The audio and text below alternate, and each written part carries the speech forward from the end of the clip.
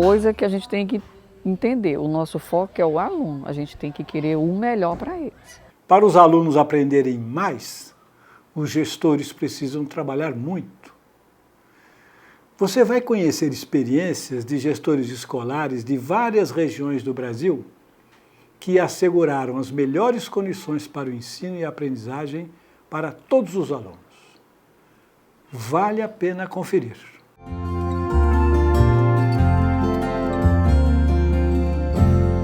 Então a gente tenta muito, nossa proposta pedagógica na escola, é motivar os alunos para que eles sempre sejam melhores, né?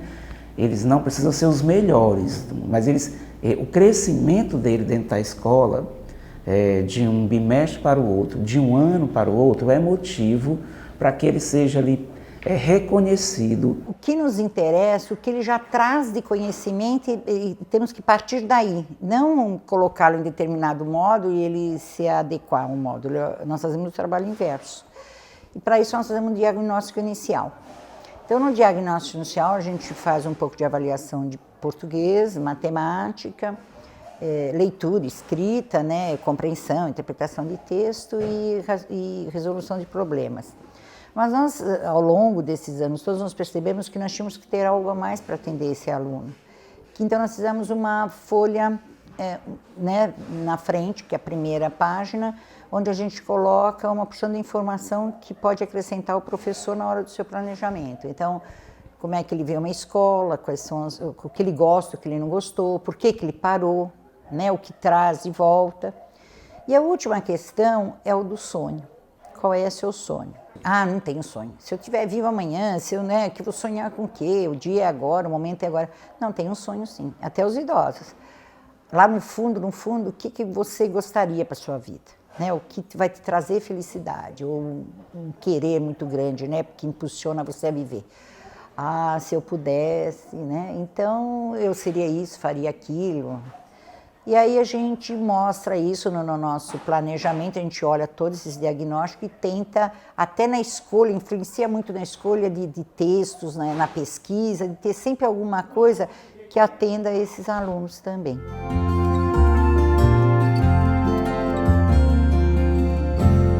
Então a nossa escola é pequena, não participa de avaliação externa, mas nós temos que ter a nossa avaliação. Então é em cima dessa avaliação que a gente vai desenvolvendo o processo, né, do acompanhamento pedagógico durante todo o ano. Então tem uma avaliação no início, uma no meio e outra no final, independentemente de como o professor está avaliando na sala de aula. Então tudo isso a gente tem que estar ligado, né? É como se fosse uma rede, né? A gente tem o trabalho do professor na sala de aula, mas fora disso a gente está ligado no que está acontecendo. Nós esperávamos demais para estar avaliando o aluno. As avaliações eram bimestrais. Quando se percebia que o aluno tinha um problema, os conteúdos já estavam muito defasados. E aí nós começamos a testar outros tipos de avaliação, avaliações semanais. E aí foi um diferencial na escola. Como nós fizemos isso? Pegando as habilidades que eram requeridas para o aluno, para aquele determinado tempo, e já ofertando uma avaliação em cima dos conteúdos que ele tinha aprendido na semana. Então, a professora já, com uma correção imediata, já sabia onde tinha que intervir, quais os alunos que necessitavam de atendimento, já realinhava o percurso e com isso nós começamos a melhorar cada dia mais os nossos índices.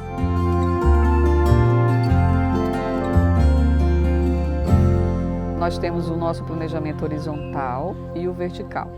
Embora a gente não tenha vários professores de uma área só, né, porque a escola não é tão grande, a gente junta todos os professores e a gente faz grupos de estudo.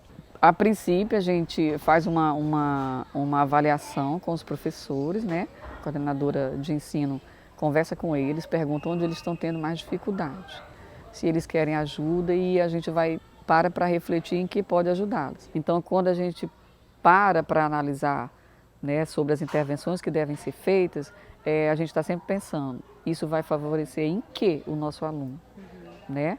Ou isso está acontecendo, isso é prejudicial, então isso tem que ser sanado de uma vez por todas. Toda sexta-feira aqui a gente tira para planejar. O planejamento é feito toda semana. É planejamento e replanejamento. A gente tem o planejamento semestral, tem o anual, que esse é o planejamento que você idealiza, né? Mas tem o ideal. O ideal, quando você pega o aluno, você descobre como que está realmente a sala, o perfil dessa sala, de acordo com o conhecimento prévio dele. E aí você planeja em cima disso, né? De acordo com as profissões dos alunos, que aqui é EJA, né? De acordo com se você tem uma sala que tem muito necessidades especiais, que a gente tem aqui também. Então você tem que fazer adaptações. Então a gente não dá para você planejar para 6 meses e usar aquilo como engessado, né? Então um diferencial do CIEJA é esse, né? Que a gente tem a sexta-feira para isso.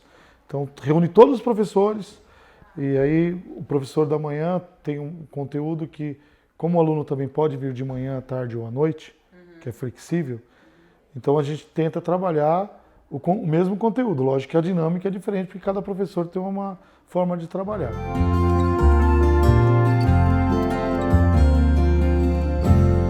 Acho que o maior desafio de uma escola de tempo integral é que a gente tornar essa escola agradável para os alunos. E aí se pergunta como se faz para organizar toda essa grade curricular, como se faz o dia a dia. É muita organização, é muito trabalho, os gestores dentro da escola, coordenadores, supervisores, vice-diretores, diretor, professores, tem que haver uma sintonia muito grande para que todos os espaços da escola sejam ocupados, sejam produtivos e sejam, acima de tudo, pedagógicos, que incitem sempre o lado da aprendizagem, da convivência e do bem-estar do aluno. Então o trabalho pedagógico é todo articulado por componentes curriculares, né? E só que o que precisa acontecer é que à tarde ele precisa ser diferente da manhã. Por exemplo, se o aluno trabalha matemática pela manhã, ele vai ter matemática à tarde, mas não pode ser da mesma forma. Pela manhã nós temos educação física, à tarde nós temos natação, ela é um componente dentro da educação física. Então ela, na verdade, é uma extensão. A gente busca o aluno sempre trazendo ele para que ele se sinta responsável, porque é muito tempo dentro da mesma escola, ele precisa se sentir em casa. Ele precisa se sentir dono desta casa, né? E sentir que ele tem que ele pertence a um lugar, que ele pertence a este espaço aqui, né? Esse espaço de aprendizagem. Acho que a grande dificuldade é quando a gente tem, por exemplo, um professor pela manhã, digamos que de novo o mesmo exemplo de matemática, citamos o exemplo de matemática pela manhã e matemática pela tarde, e o professor não é o mesmo. Então, aí entra o papel da coordenação pedagógica, de atar essa parceria, né, dela conseguir fazer a conexão entre esses dois professores. Quando nós tivemos que formar, né, organizar o CIEJA, nós percebemos que era interessantíssimo nós termos, assim, de uma maneira que não privaríamos o aluno da aula, falta de professor ou qualquer motivo, tendo o professor administrando 3 aulas, para um grupo, o intervalo e mais 3 aulas no dia. Isso é a jornada do professor. Por que as 3 aulas? É 2h15. Já foi comprovado em muitas teorias, que é o tempo que o aluno tem para começar a se interessar por o assunto, desenvolver um assunto e continuar com aquela expectativa de aprender mais, né? E como nós fizemos o modular, nós fizemos várias experiências e chegamos à conclusão que a melhor seria modular mesmo. Então, o aluno entra no módulo da nossa área de conhecimento, com começo, meio e fim. Então, o professor fica com ele durante 1 mês, né? Ele inicia, o planejamento fica muito mais focado, muito mais completo. Então, ele inicia, dá continuidade e termina e faz uma avaliação síntese. Aí ele vai para outra área de conhecimento.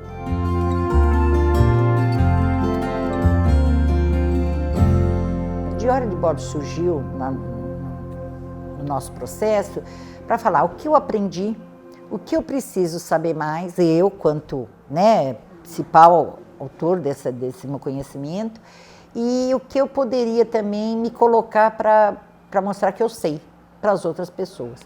E esse diário de bordo começou para responder essas 3 questões, mas ele agora extrapolou. Então, semanalmente eles fazem esse diário de bordo da semana, o que eles aprenderam, o que eles precisam procurar mais, ou como que eu vou aplicar esse conhecimento, entrega para o professor. Ali o professor tem várias utilidades.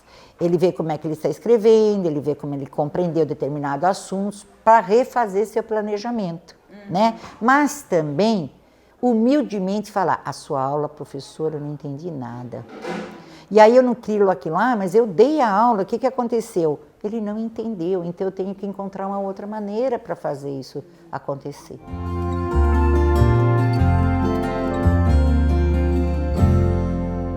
Hoje a recuperação tem que ser feita dentro do próprio trimestre na sala de aula, isso a gente sabe, né? Só que às vezes não dá. Às vezes eu preciso de um espaço separado, sozinho com essa criança, para eu poder trabalhar, às vezes, uma dificuldade específica dele. E aí eu faço neste momento em que eu vou chamar ele no turno inverso. Então a gente faz um horário em que eu entro na sala um dia, a professora entra no outro. Às vezes eu entro antes do recreio, ela entra depois do recreio, né? Para organizar isso. E essa mesma professora, nesse espaço que ela está, que ela não está atendendo a turma, que eu estou atendendo, ela fica na secretaria da escola, onde tem computadores, que ali ela fica trabalhando com aqueles alunos que têm necessidades.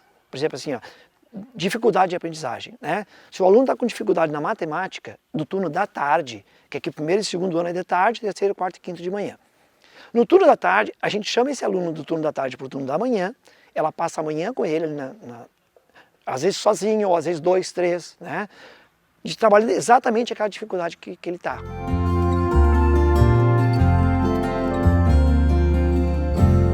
E eu, como já fui coordenadora pedagógica numa outra gestão, então assim, eu procuro mais ouvir, né?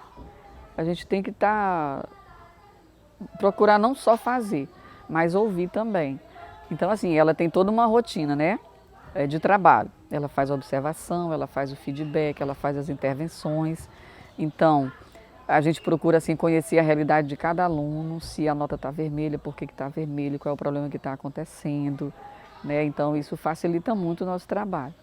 E quando a gente tem que fazer a intervenção, a gente está sempre dialogando. O que a gente pode fazer com esse professor e por esse aluno? Como que a gente vai fazer essa intervenção? Aí a gente discute juntas, né? E ela chama o professor, se for o caso for individual, se for por turma, por sala. E se for no grupão, a gente faz da mesma forma. Existem as formações periódicas, que é durante todo o ano a gente tem o nosso planejamento, começa com o planejamento na escola, depois o da secretaria e durante todo o ano eles ficam indo e voltando para participar das formações. As nossas formações elas estão sempre baseadas ou nos conteúdos de matemática ou algo nos conteúdos de língua portuguesa. Então, a gente recebe várias sugestões da secretaria, aí a gente estuda, lê, estuda bastante, aí discute, né, como que a gente vai adaptar para a nossa realidade e aí a gente alcança o anseio do professor. Se ele está passando por dificuldade, depois daquela formação a gente crê que a situação vai ser amenizada, né, o problema vai ser amenizado.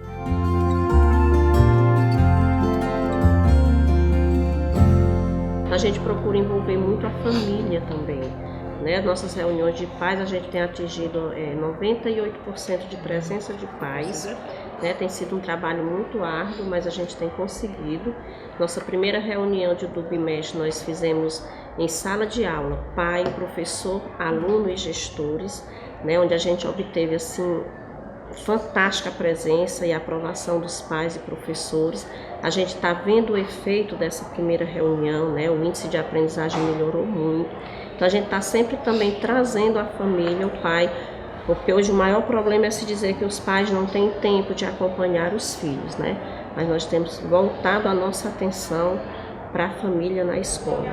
E aos poucos a gente está conseguindo, né? Prova isso, nós temos os nossos boletins assinados pelos pais, com a frequência, e o nosso índice de aprendizagem tem melhorado de forma significativa com esse trabalho coletivo.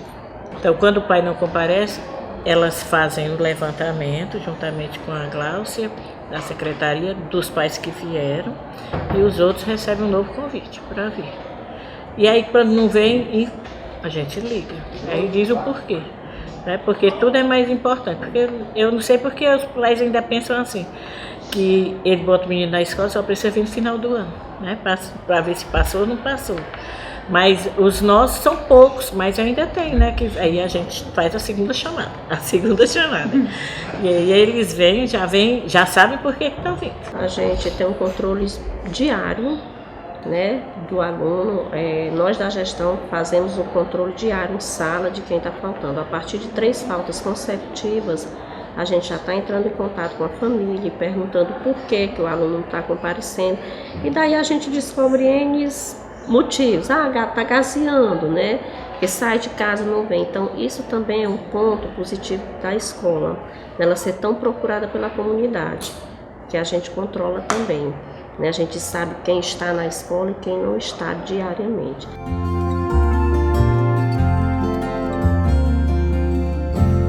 A escola ela é pequena, é uma escola de 5 classes, né? São 10 turmas. Então é uma escola onde os espaços, não existem espaços apropriados para cada atividade. Então não tem biblioteca, né? Nossa biblioteca é adaptada. Então todos esses espaços nós procuramos aproveitar da melhor forma possível, de acordo com a atividade que é proposta. Então, por exemplo, o espaço de salão ele é utilizado para merenda, né? Para as crianças consumirem o lanchinho deles, e também para fazer uma brincadeira simbólica, um momento de lazer, ali, de brincadeira ali no salão. Também tem o espaço da biblioteca, que é um cantinho, na verdade, que foi adaptado para leitura, onde eles têm acesso a esse espaço semanalmente, sendo que um dia eles fazem a consulta de leitura e que eles ficam à vontade durante 1 hora, 50 minutos dá 1 hora, né, consultando livros à vontade, e um outro dia eles fazem a retirada dos livros. Nós não tínhamos espaço físico para a sala de informática, nós não temos espaço físico para a biblioteca, nós não temos quadra, mas com a equipe foi dando jeito para tudo. A nossa sala de leitura, hoje nós temos uma sala de leitura ambulante. Então nós usamos os carrinhos de supermercado, tem uma professora que vai para o pátio com os carrinhos, e as crianças retiram lá os seus livros, faz a devolução semanalmente. Temos uma árvore no pátio, que a professora de educação física dá suas aulas nesse local, porque por a escola estar num bairro já antigo da cidade, ela não tem onde crescer. Que são 2 crianças com síndrome de Down que eu tenho aqui na escola, então elas vão para essa classe lá, porque eu não tenho essa sala de recursos aqui. Eu tenho os materiais, mas eu não tenho o espaço para montar uma sala de recursos. Então elas estão indo para uma outra escola. Aí a mãe tem que levar toda sexta-feira nessa outra escola, onde ela vai receber um atendimento especializado.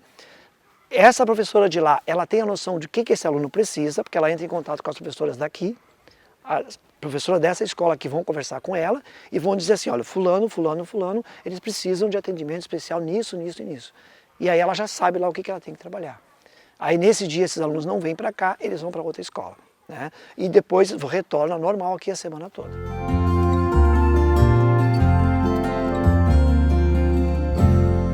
A nossa meta é o conhecimento, como disse. Eles têm que ter o básico para a formação cidadã deles. É para eles caminharem para o mundo, para o futuro. Amanhã talvez eu nem esteja mais aqui gestora, né? Mas eu fiz história na vida deles, nós fizemos história, eles fizeram história aqui no liceu. Né? Muitos dos aspectos que nós vivenciamos hoje foram fortalecidos nessa gestão de aspectos criados na gestão anterior. Né? E espero que na próxima gestão, que venha a me suceder, a gente consiga levar essa série de situações para que também seja dada continuidade. Quantas coisas esses diretores pensaram? São todas ações típicas de um gestor escolar. Veja, conhecer os alunos, apoiar os processos de avaliação, apoiar o planejamento didático, organizar os tempos da escola, acompanhar a aprendizagem, apoiar os processos de recuperação, articular o trabalho pedagógico, envolver as famílias, organizar os espaços da escola, investir na continuidade da gestão. São sugestões. para ajudá-lo no seu planejamento junto à sua equipe. Junte essas a outras ideias que possam surgir da sua equipe e pronto. Você já tem muito material para organizar o seu plano de gestão. Vamos lá e bom trabalho!